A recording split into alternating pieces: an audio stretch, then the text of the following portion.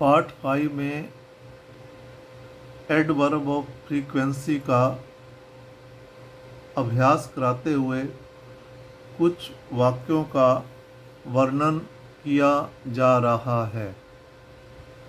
जैसे निखिल ने कभी अच्छे कपड़े नहीं पहने। यहाँ एक ही मात्रा लास्ट में आ रही है, पहने।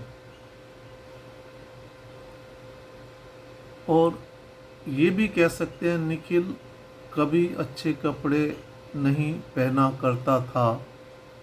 ये पास्ट की बात है। उसका habitual action in the past बताया जा रहा है कि उसकी एक आदत थी, वो अच्छे कपड़े उसने कभी पहने नहीं पास्ट में। Nikhil never wore nice clothes. Wear की सेकंड फॉर्म वोर है। हम कभी हिल स्टेशन नहीं गए। We never went to the hill station. मैं अक्सर उससे मिला करता था।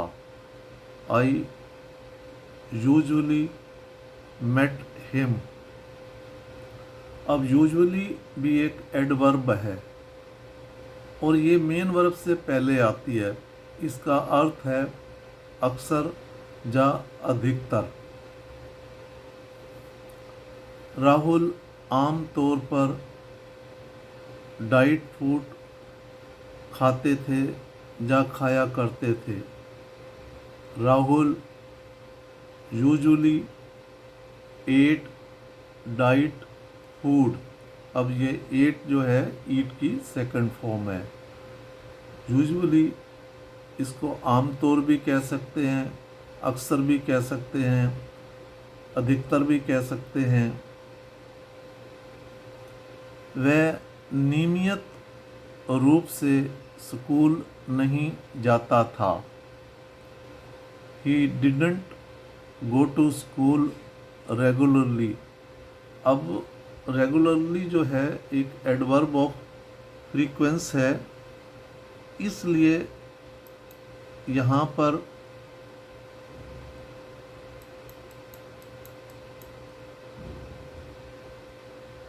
यूज टू का प्रयोग नहीं किया गया। ये हैप्चुअल एक्शन इन पास्ट का है। He didn't go to school regularly.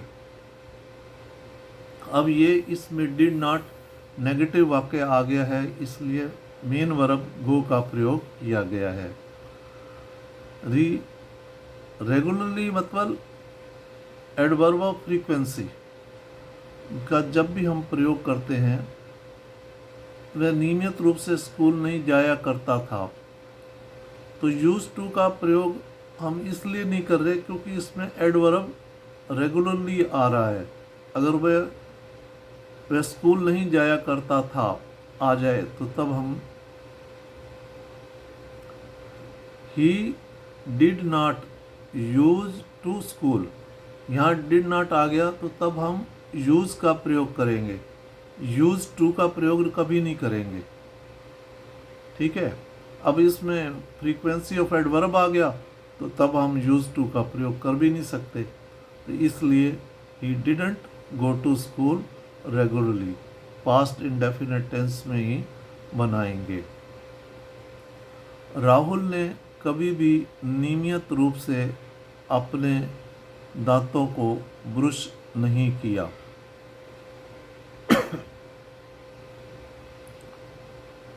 Rahul never brushed his teeth regularly. Rahul ने नियमित रूप से अपने दांतों को कभी ब्रश नहीं किया। यहाँ थोड़ा हर लग गया है, यहाँ हिज लगाना है। ये करेक्ट कर दिया। Rahul never brushed his teeth regularly. Rahul कभी भी नियमित रूप से अपने दांतों को ब्रश नहीं किया करता था या नहीं करता था, एक ही बात है।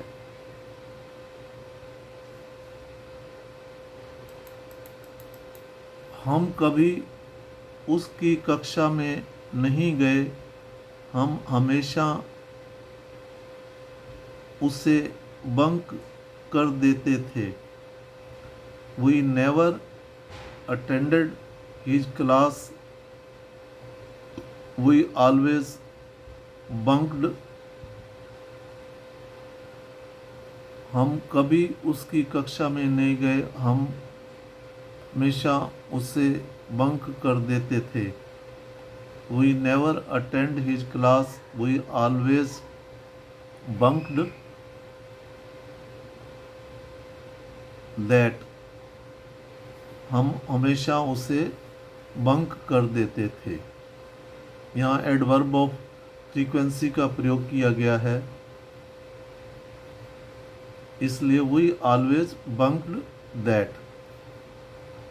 सागर स्कूल के बाद एक होटल में काम किया करता था या करता था।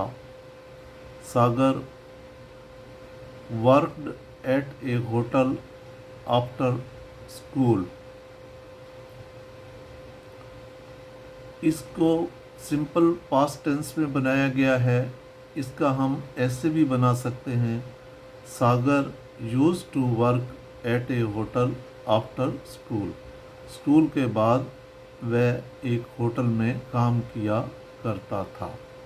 इस प्रकार अब एडवर्ब ऑफ फ्रीक्वेंसी का लगभग 40 वाक्यों में अभ्यास कराया गया है, ताकि इस प्रकार के अगर वाक्य आपके सामने आए तो आपको किसी प्रकार की परेशानी का सामना ना करना पड़े।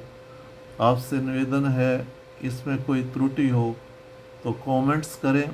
दूसरा निवेदन ये है, इसको शेयर ज़रूर करें, क्योंकि ये उन वंचित बच्चों तक पहुंच सके जो दूर दराज गांव में रहते हैं, जिनको इंग्लिश ग्रामर के इंग्लिश लैंग्वेज में रूल्स भली भांति समझ नहीं आते।